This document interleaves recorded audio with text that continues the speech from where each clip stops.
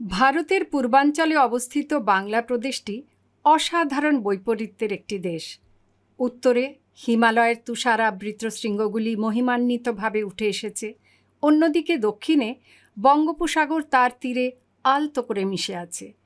পূর্ব ও পশ্চিমে অন্যান্য ভারতীয় রাজ্য দ্বারা বেষ্টিত বাংলা নদী সমৃদ্ধ একটি অঞ্চল, প্রচুর বৃষ্টিপাতের আশীর্বাদ প্রাপ্ত এবং খাদ্য, পোশাক এবং দৈনন্দিন জীবনের সকল প্রয়োজনীয় জিনিসপত্রের স্বয়ংসম্পূর্ণ।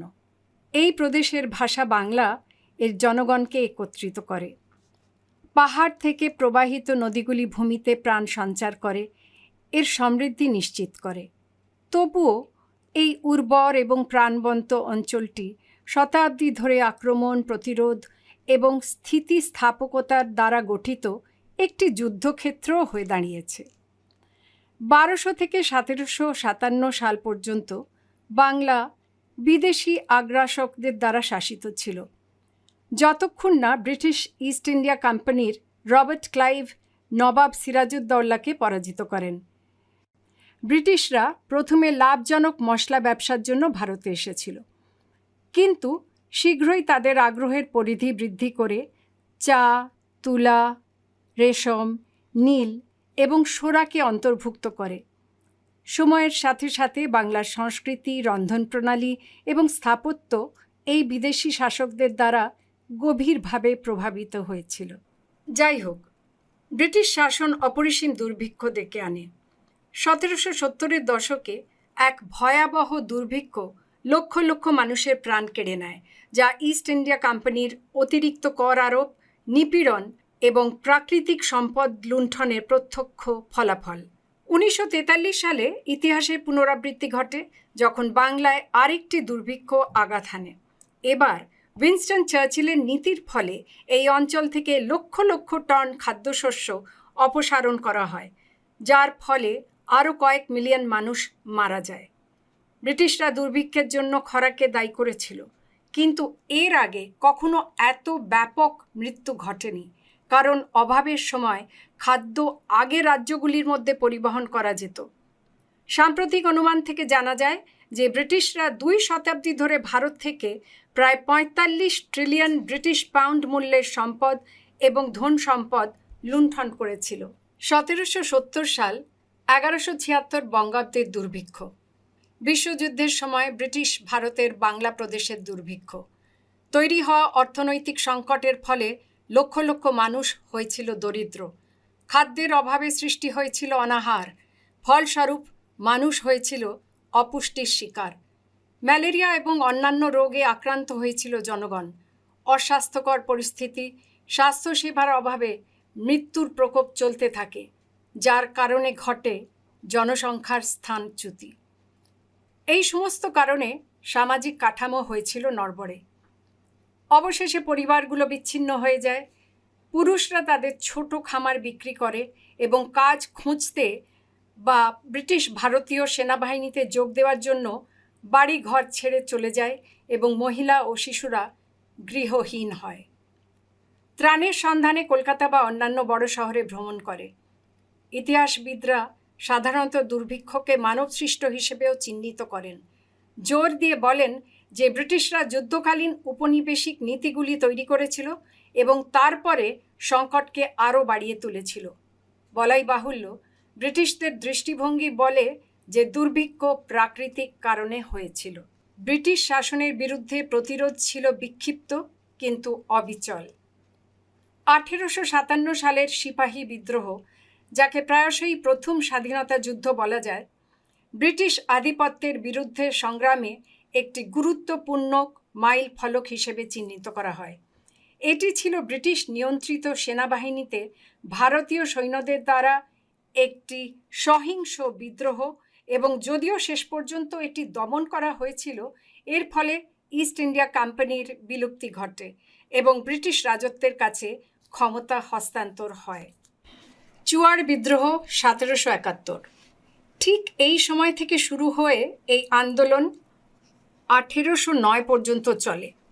মূলত জঙ্গলমহলের সমস্ত জায়গা জুড়ে এই বিদ্রোহ সংঘটিত হয়েছিল।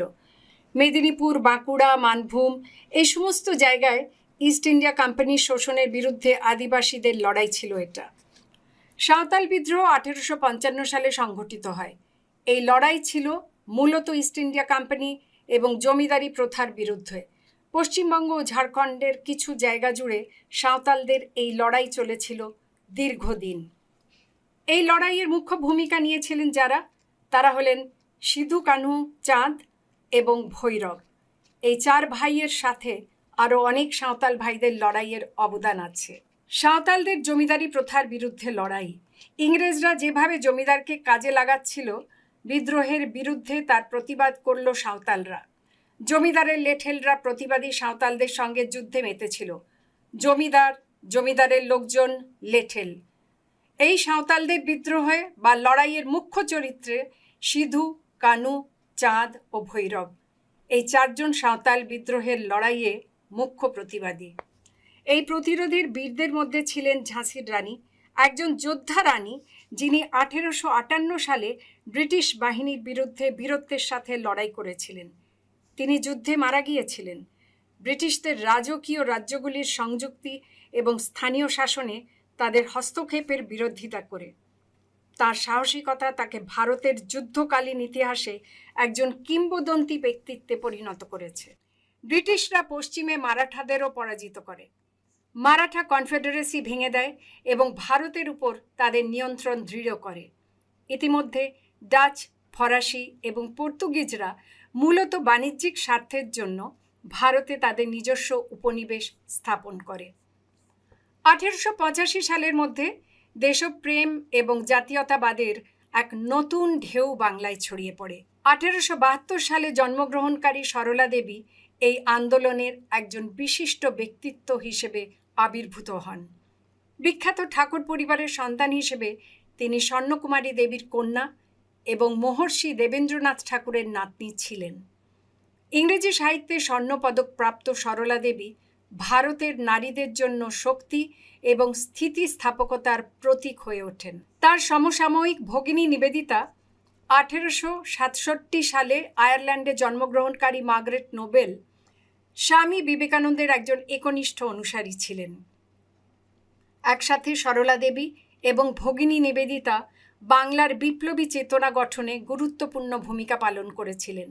পরবর্তী 2 দশক ধরে তারা ব্যবহারিক প্রশিক্ষণ কর্মসূচি চালু করেছিলেন, বিপ্লবী এজেন্ডা তৈরি করেছিলেন এবং অগণিত তরুণ বাঙালিকে স্বাধীনতার সংগ্রামে যোগ দিতে অনুপ্রাণিত করেছিলেন।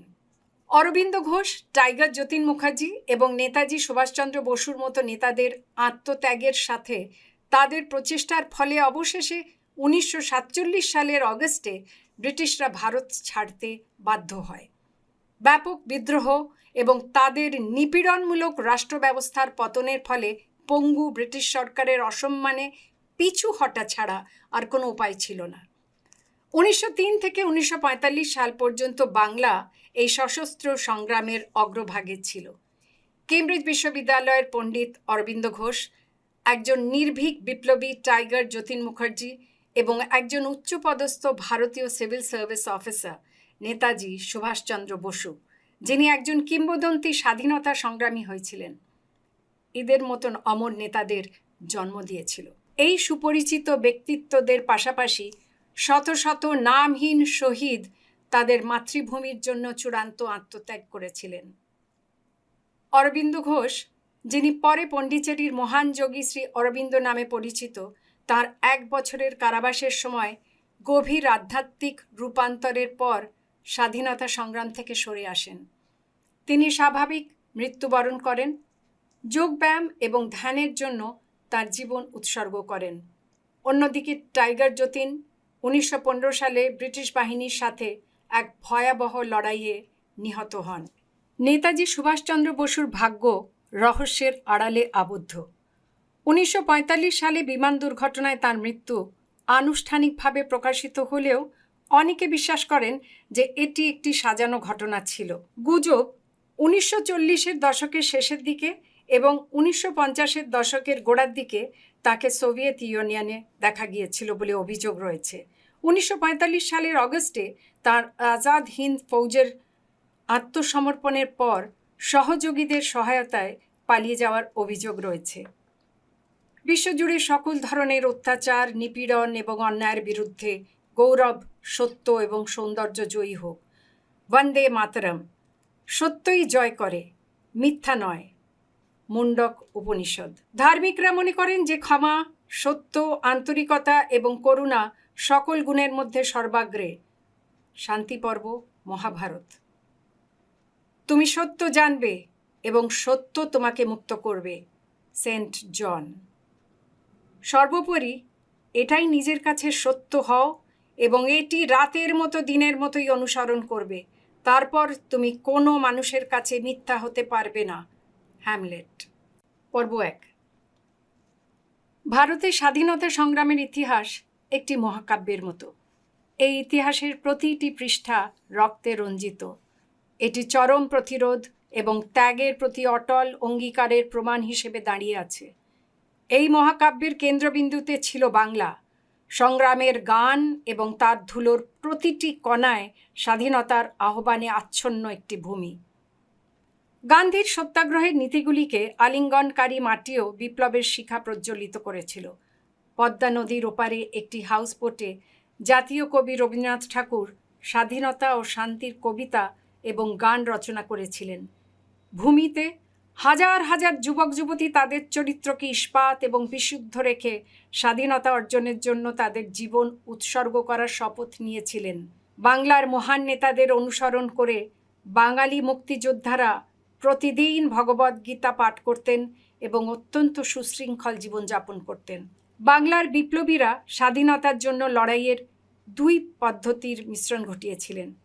সত্যাগ্রহ, একদিকে অসহযোগ, অহিংসা, বয়কট এবং অন্যদিকে সশস্ত্র বিপ্লব, বিদেশি জোয়াল থেকে মুক্ত ভারতে অশুভ শক্তি নির্মূল এবং আইন ও ধার্মিকতার শাসন প্রতিষ্ঠার জন্য ভগবদ্গীতার বার্তাকে সমর্থন করেছিলেন। বাংলার এই মাটি অসংখ্য অখ্যাত বীর ও বীরদের জন্ম দিয়েছে, যারা দেশের মুক্তির জন্য নিঃস্বার্থভাবে লড়াই করেছিলেন, নিজেদের জীবনের মূল্য উপেক্ষা করে। এখানে পুরুষ ও মহিলা, যুবক, কৃষক, শ্রমিক, ছাত্র এবং শিক্ষকরা গোপন সমাজের মাধ্যমে একটি মহান আন্দোলনের যোদ্ধা হয়ে ওঠেন। বাংলার বিপ্লবী যুদ্ধ ছিল ভারতের স্বাধীনতার জন্য। এর গলি, রাস্তা এবং ঘরগুলি প্রায়শই যুদ্ধের পটভূমিতে পরিণত হয়েছিল। বাংলার বিপ্লবীরা দেখিয়েছিলেন যে কিভাবে নিষ্ঠা, সাহস এবং দেশপ্রেম একত্রিত হয়ে একটি অপ্রতিরোধ্য শক্তি তৈরি করতে পারে। মেদিনীপুর কলেজিয়েট স্কুলের শিক্ষক হেমচন্দ্র কানুনগো, যেখানে ঋষি রাজনারায়ণ বসু একসময় শিক্ষকতা করতেন, তিনি বিস্ফোরক এবং বোমা তৈরির কৌশল অধ্যয়নের জন্য ফ্রান্স ভ্রমণ করেছিলেন। স্বাধীনতা সংগ্রামে ব্যক্তিদের বৈচিত্র্যময় প্রচেষ্টাকে আরও তুলে ধরেছিলেন।